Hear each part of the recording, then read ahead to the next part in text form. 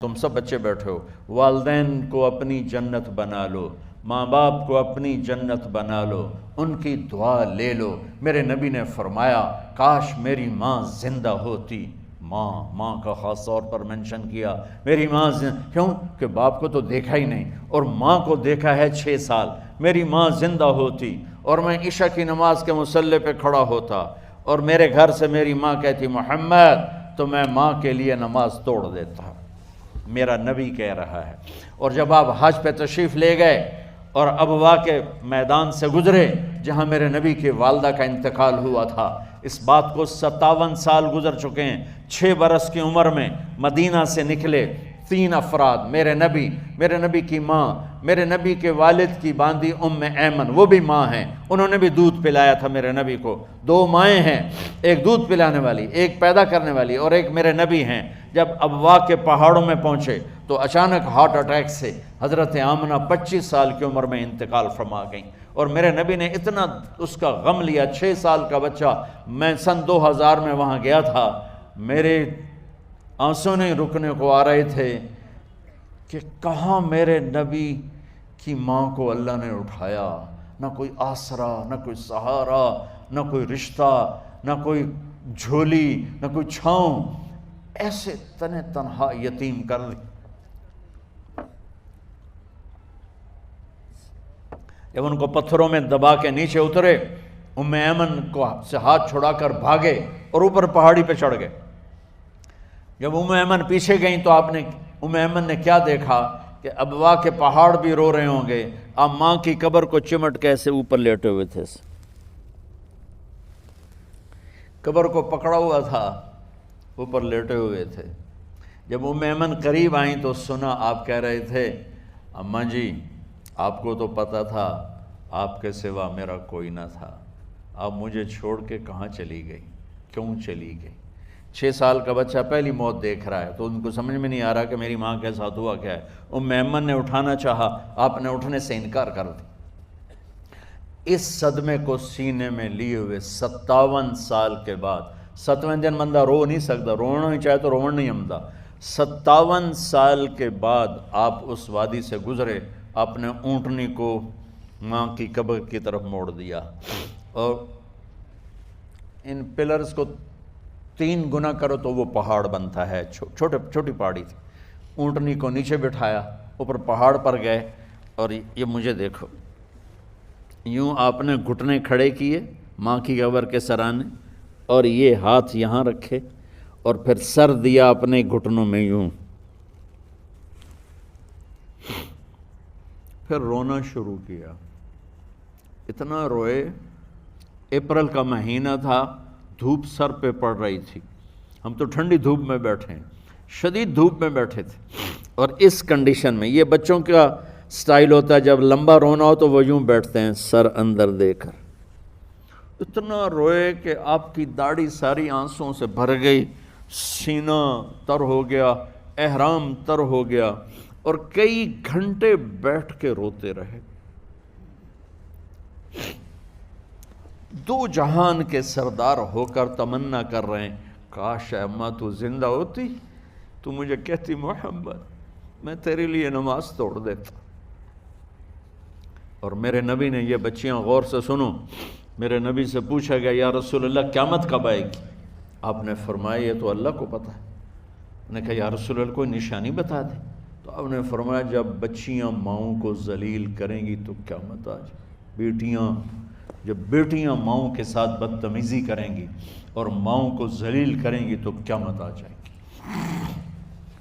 ایک ماں بیٹی کو میں بھول نہیں سکتا، ماں کے موٹے موٹے آنسو گر رہے تھے، اور بیٹی ماں سے کہہ رہی تھی بھوک نہیں، ہماری اپنی پنجابی زبان، بھوک نہیں، اوئے ہوئے ہوئے ہوئے، یہ تو ہم نوکر کو کہتے ہوئے ڈرتے ہیں، وہ ماں سے کہہ رہی تھی بھوک نہیں، یعنی بکواس نہ کر، روا کے چپ، صرف آنسو اس کے گر رہے تھے ایسا۔ شاید وہ یاد کر رہی تھی کہ 9 مہینے کیسے اس کو میں نے پیٹ میں پالا، جنتے ہوئے کتنی تکلیفوں سے گزری، اور اس کو دودھ پلاتے ہوئے کتنی راتیں میں نے کاٹ کاٹ کے گزاریں، اور اس کے پیشاب دھوتے ہوئے کتنی دفعہ میں سردی میں ٹھٹھری، اور آج یہ مجھے کہہ رہی ہے بھوک نہیں۔ اس لیے میرے نبی نے فرمایا جس نے ماں باپ کو دکھ دیا، سنو غور سے بچوں سارے سنو، جس نے ماں باپ کو دکھ دیا اس پہ اللہ کی لعنت، اس پہ فرشتوں کی لعنت، اس پہ زمین آسمان کی لعنت، نہ ان کی نماز قبول ہے، نہ روزہ قبول ہے، نہ صدقہ قبول ہے۔ میرے نبی کی زندگی کا دوسرا روپ حقوق العباد، نماز حقوق اللہ میں آ جاتی ہے، میں حقوق العباد کی تھوڑی سی وضاحت کر رہا ہوں۔ ماں باپ زندہ ہیں تو دعا لے لو۔ والدین سے کہتا ہوں بچوں کو عزت دو، جہاں اولاد ماں باپ کے حقوق ہیں وہاں اولاد کے حقوق ہیں، اولاد کو عزت دو، اولاد کو عزت دو، اولاد کو عزت دو۔ بہت سی اولاد کی نافرمانی کا ذریعہ ماں باپ بن رہے ہیں، سختی کر کے، زبردستی کر کے اور ٹھونس کر چیزیں نوکروں کی طرح سلوک کر کے۔ میرے نبی کے گھر میں جب بیٹی فاطمہ ملنے کے لیے آتی تھیں تو میرے نبی بیٹھے نہیں رہتے تھے، یا اب چیئر پہ بیٹھے ہوئے بی بی فاطمہ آ گئی، اب زمین پہ بیٹھے ہوئے ہیں بیٹی آ گئی، اب چارپائی پہ لیٹے ہوئے ہیں بیٹی آ گئی۔ میرے نبی کیا کرتے تھے؟ کھڑے ہو جاتے تھے، کھڑے ہو جاتے، ایک دم کھڑے ہو جاتے تھے، اور پھر کھڑے نہیں رہتے تھے، تیزی سے آگے بڑھتے تھے اور حضرت فاطمہ کا ہاتھ پکڑ لیتے تھے۔ یہ والدین غور سے سنو، حضرت فاطمہ کا ہاتھ پکڑ لیتے تھے اور ہاتھ پکڑ کے مجھے دیکھو یوں بوسہ لیتے تھے، بیٹی کا بوسہ لیتے تھے، پھر ہاتھ چھوڑتے نہیں تھے، ہاتھ پکڑے پکڑے لاتے لاتے لاتے ان کو چارپائی پر پہلے بٹھاتے تھے پھر خود بیٹھتے تھے۔ یہ باپ اور رسول ہو کر بیٹی کو یہ عزت دیتے تھے۔ پھر وہ جنت کی عورتوں کی سردار بنی، پھر وہ جنت کے سرداروں کی ماں بنی، پھر وہ اللہ کے شیر کی زوجہ بنی۔ تو والدین سے کہتا ہوں کہ اپنے بچوں کو عزت دو، عزت دو، عزت دو، عزت دو۔ پھر آپ سے زندگی کے بڑے فیصلے ہیں شادی۔ اب لوگ اکٹھے پڑھتے ہو لڑکے لڑکیاں، اپنی شادی کے فیصلے خود نہ کرو، اپنے ماں باپ کے حوالے کرو۔ اس میں شرافت بھی ہے، اس میں برکت بھی ہے، اس میں رحمت بھی ہے، اور اس میں والدین کی دعائیں بھی ہیں۔ کورٹ میرج کو ہوا نہ دو، boyfriend girlfriend culture ہمارا نہیں ہے۔ میرے نبی کے طریقے میں مرد اور عورت کا صرف نکاح سے تعلق ہے، اس کے علاوہ سب جہنم کی آگ ہے۔ اور والدین سے کہتا ہوں کہ اپنے بچوں سے پوچھ کے رشتے کرو، زبردستی مت کرو۔ میرا معاشرہ بہت سنگین قسم کے جرم کا شکار ہے، بچوں پہ مسلط کر دیتے ہیں، ایتھے ہی کرنی ہے، ایسے جٹائیں چی کرنی ہے، بٹائیں چی کرنی ہے، پتہ نہیں آئے کتوں جٹ بٹ۔ چلو تم ناراض نہ ہو، راجپوتائیں چی کرنی، میں راجپوت ہوں، میں اپنی قوم کو بھی رگڑ دیتا ہوں، راجپوتائیں چی کرنی، اگاں کرنی ہی کوئی نہیں۔ یہ ظلم و ستم اولاد پہ مت کرو، اپنی بچی سے پوچھو، اگر بیٹی ہاں کرے تو پھر قدم اٹھاؤ، اگر بیٹی کہہ دے میں نہیں کرنا چاہتی تو وہ نافرمان نہیں ہے۔ اللہ کے واسطے میری سنو، صرف تم نہیں سن رہے ہو، اس کیمرے سے لاکھوں کروڑوں لوگ سن رہے ہیں۔ اگر بیٹا یوں کہہ دے کہ ابا میں نے یہاں شادی نہیں کرنی، میرا جی نہیں چاہتا ہے، تو وہ بیٹا نافرمان نہیں ہے، فرما بردار ہے، اس نے شریعت کا حق استعمال کیا ہے۔ اب ایسا ظلم مت کرو کہ نہیں اتھے ہی کرنی ہے، اتھے گھروں نکل جا۔ زندگی تم نے تو نہیں گزارنی، زندگی تو بچے نے گزارنی، میں قربان جاؤں۔ ایک حدیث سنو پہلے، پھر اگلی بات سناتا ہوں۔ ما تزوجت وما زوجت الا بوحی من السماء نزل به جبریل۔ لوگو سنو، میں نے جہاں شادی کی، میں نے جہاں بیٹی کی شادی کی، پہلے آسمان سے جبریل فرشتہ اللہ کا حکم لے کر آیا، پھر میں نے قدم اٹھایا۔ سمجھ گئے میری یہ بات سمجھ گئے سارے؟ اب اگلی سنو۔ حضرت علی فاطمہ کا رشتہ لینے آ گئے اور جبریل ان سے پہلے آ گیا کہ یا رسول اللہ فاطمہ علی کے لیے ہے۔ باپ محمد مصطفیٰ جیسا ہے، رشتہ مانگنے والا علی جیسا ہے، اور بیٹی فاطمہ جیسی ہے۔ اور آپ پوچھتے ہیں علی کیسے آئے؟ وہ شرم کی وجہ سے کچھ کہہ نہ سکے، چپ۔ آپ کو تو پتہ تھا، آپ نے فرمایا فاطمہ کے رشتے کے لیے آئے ہو؟ کہا جی۔ تو جبریل تنال بیٹھا ہوا ہے کہ یا رسول اللہ اتھے ہی کرنا ہے، آپ نے ہاں نہیں کی، آپ نے کہا انشاءاللہ، اور یہ کہہ کر اٹھ گئے۔ انشاءاللہ نبی کا ہاں ہی ہوتا ہے، لیکن جبریل کے آنے کے باوجود اور اللہ کے کہنے کے باوجود میرے نبی کو بھی پتہ ہے کہ یہ رشتہ یہاں کاتب تقدیر نے لکھ دیا ہے، لیکن امت کو سبق سکھانے کے لیے آپ گھر تشریف لے گئے۔ بیٹی فاطمہ کہ جی یا رسول اللہ، کہا علی کا رشتہ آیا ہے، میں ہاں کر دوں؟ سبحان اللہ۔ میں اپنے دیہاتی بچیوں پہ مجھے رونا آ گیا کہ جنہیں پتہ ہی نہیں ہوتا سانو کہیں نال بندے پہ جانور ہے یا انسان ہے۔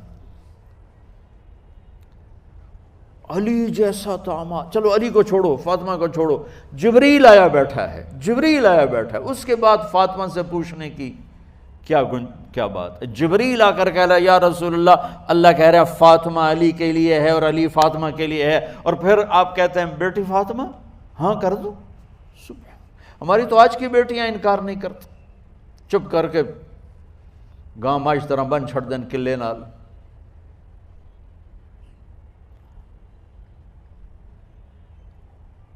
کوئی ان کے اندر کے جذبات کو سننے والا کوئی نہیں ہوتا، اپنی انانیت پر یہ فیصلے کرتے ہیں، اور میرا نبی کہہ رہا ہے بیٹی ہاں کر دو۔ سبحان اللہ۔ آپ کا کیا خیال ہے، فاطمہ نے انکار کرنا تھا؟ یہ تو یہ بیٹیاں نہیں انکار کرتی تو فاطمہ نے کہاں کرنا تھا؟ لیکن یہ سبق دینا تھا ان والدین کو جو نادانی میں نادانی کے فیصلے کر کے اولاد کو ہمیشہ ایک ٹھنڈی آگ میں دھکا دے دیتے ہیں۔ حضرت فاطمہ رضی اللہ تعالیٰ عنہا نے جب ہاں کی، پھر آپ باہر نکلے۔ اچھا مزے کا واقعہ ہو، حضرت علی اٹھ کے باہر نکلے تو صحابہ باہر کھڑے انتظار کر رہے تھے کہ کیا ہوا۔ حضرت علی کو بھیجنے والے تھے عبد الرحمن بن عوف۔ پہلے ابو بکر گئے تو آپ نے انکار کر دیا، عمر گئے رشتہ مانگا، آپ نے انکار کر دیا۔ عبد الرحمن بن عوف نے علی سے کہا آپ جائیں، آپ کا رشتہ رد نہیں ہوگا۔ کہنے لگے میرا تو ذاتی گھر بھی کوئی نہیں، مجھے کہاں سے رشتہ ملے گا، میں تو بالکل غریب ہوں۔ کہا نہیں تم جاؤ۔ تو واپس آتے انہوں نے عبد الرحمن بن عوف پہ چڑھائی کر دی، وہ کیا ہے نا تو میں نے گلے آئی، انکار ہو گیا۔ تو صحابہ نے پوچھا کیا ہوا؟ کہا کچھ کہا ہی نہیں، چپ کر کے اٹھ گئے۔ تو عبد الرحمن بن عوف کہنے لگے کچھ بولے صحیح، کہ بس اتنا کہا انشاءاللہ، کہا تو مبارک ہو، نبی کا انشاءاللہ ہاں ہوتا ہے۔ کہا اچھا، تو اتنے میں آپ باہر تشریف لے۔ کہا علی، کہا جی، کہا لو بلاؤ، لوگوں کو بلاؤ۔ ساری مسجد بھر گئی، آپ کی ساری مسجد فل ہو گئی۔ آپ ممبر پہ کھڑے ہوئے علی کو سامنے بٹھایا، کہا لوگو یہ جبریل میرے پاس اللہ کا پیغام لائے ہیں کہ میں فاطمہ بنت محمد کا نکاح علی کے بن ابی طالب کے ساتھ کر دوں۔ پھر آپ نے خطبہ پڑھا اور کہا کہ علی، ہائے ہائے ہائے، میں نے فاطمہ بنت محمد کو 400 درہم مہر کے عوض تیرے نکاح میں دیا، تو نے قبول کیا؟ حضرت علی نے زور سے نعرہ لگایا میں نے قبول کیا، اور سجدے میں چلے گئے، اللہ کا شکر کا سجدہ ادا کیا۔ پھر میرے نبی نے وہیں سارے مجمع کو شہد کا شربت پلایا اور تازہ کھجوریں کھلائیں، اور پھر جب رخصتی ہوئی تو آپ نے حضرت علی سے فرمایا کہ آپ آ کے لے جاؤ۔ پھر آپ نے حضرت ام سلمہ، حضرت حفصہ اور جناب حضرت عائشہ رضی اللہ تعالیٰ عنہ، ان تینوں کو بلا کر فرمایا تمہیں پتہ ہے نا مجھے فاطمہ سے کتنا پیار ہے، تو تم فاطمہ کو دلہن بناؤ، اس کی تیاری کرواؤ، اسے دلہن بناؤ۔ تو ان تینوں نے حضرت فاطمہ کو دلہن بنایا۔ پھر آپ نے حضرت علی کو پیغام بھجوایا، وہ تشریف لائے، اپنی اونٹنی لے کر آئے، حضرت عقیل ساتھ ہے، سلمان فارسی ساتھ ہے، اور دروازے پر اونٹنی بٹھائی، آپ علی کو اندر لے گئے اور یوں فاطمہ کا ہاتھ پکڑ کے علی کے ہاتھ میں دے کر فرمایا علی تمہیں نبی کی بیٹی مبارک۔ سبحان۔ پھر آپ نے کہا میری بیٹی فاطمہ، مجھے اپنے خاندان میں جو سب سے زیادہ محبوب تھا میں نے تیرا ہاتھ اس کے ہاتھ میں دے دیا ہے۔ والدین سے کہتا ہوں اپنے نبی کی زندگی پڑھو۔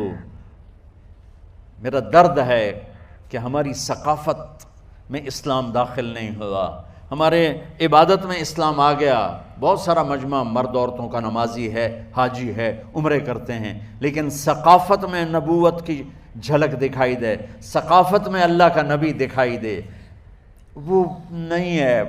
زندگی بیت گئی اس انتظار میں، مدت سے لگ رہی تھی لب بام ٹک ٹکی، تھک تھک کے گر گئی نگہ انتظار آج، پتہ نہیں کب صبح ہوگی۔ چلو کہتے تو جائیں مجھے ہے اگرچہ بت ہیں جماعت کی آستینوں میں، مجھے ہے حکم اذان لا الہ الا اللہ۔ والدین کے ذمہ ہے اولاد کو عزت دینا، ان کے سب سے بڑی خواہش میں ان کا احترام کرنا کہ زندگی انہوں نے گزارنی ہے، اور آپ کے ذمہ ہے والدین کے آگے سر جھکا دینا۔ اللہ کے واسطے کورٹ میرجز اور خفیہ شادیاں یہ نہ ہماری ثقافت ہے نہ یہ انسانیت ہے۔ ہمیشہ دکھ دردوں میں زندگی گزرتی ہے کہ اصل زندگی تو موت کے بعد آنے والی ہے۔ تو والدین پڑھیں شریعت کو، اولاد بھی پڑھے اپنے نبی کی زندگی کو۔ ایک شخص حضرت عمر کے پاس آیا ایک بیٹے کو لے کر، کہا امیر المومنین یہ میرا بیٹا بڑا نافرمان ہے اور مجھے بہت تنگ کرتا ہے۔ حضرت عمر کے پاس لاٹھی ہوتی تو انہوں نے یوں اٹھائی، وہ کہنے لگا حضور معافی دیا جائے، ایک میری گل سن لو۔ آپ نے فرمایا کیا؟ کہنے لگا ماں پیو دے بڑے حق ہیں، بالکل ٹھیک ہے، پر کوئی ساڈا حق بھی ہے ماں پیو تے؟ آپ نے کہا ہاں۔ آپ نے کہا ہاں۔ کہنے لگے ذرا وہ بتا دیں۔ کہا پہلا حق ہے اچھی ماں تلاش کرے، نیک عورت تلاش کرے۔ دوسرا حق یہ ہے نام اچھا رکھے۔ تیسرا حق یہ ہے اس کو قرآن کی تعلیم دے۔ کہا جی پھر سن لو حضرت جی، میرے پیو کو پوچھو اس حبشی عورت نال شادی کر کے مینوں حبشی ماں دیتی، انہوں کوئی عرب ماں ہی نہیں لتی۔ میرا پہلا حق اس مارا ہے۔ دوسرا سن لو، اس نے میرا نام جولان رکھا ہے، جولان گندگی کے کیڑے کو کہتے کہ اس نے میرا نام جولان رکھا ہے۔ اور تری سن لو، اس آج تے مینوں قرآن دی شکل نہیں وکھائی، حضرت عمر ہوئی سوٹا وہ دے سر تے پھیر دے کہ پہلے تیری مالش کراں پھر ایدی کر سکتا۔ تو آج کے والدین بھی اپنی اولاد کے بارے میں بہت بہت بہت غافل ہیں، اور اولاد کا بھی حال یہی ہے، چونکہ ماں کیا ہے، باپ کیا ہے، اولاد کیا ہے، یہ شریعت، یہ قرآن بتاتا ہے، یہ میرے نبی کی زندگی بتاتی ہے۔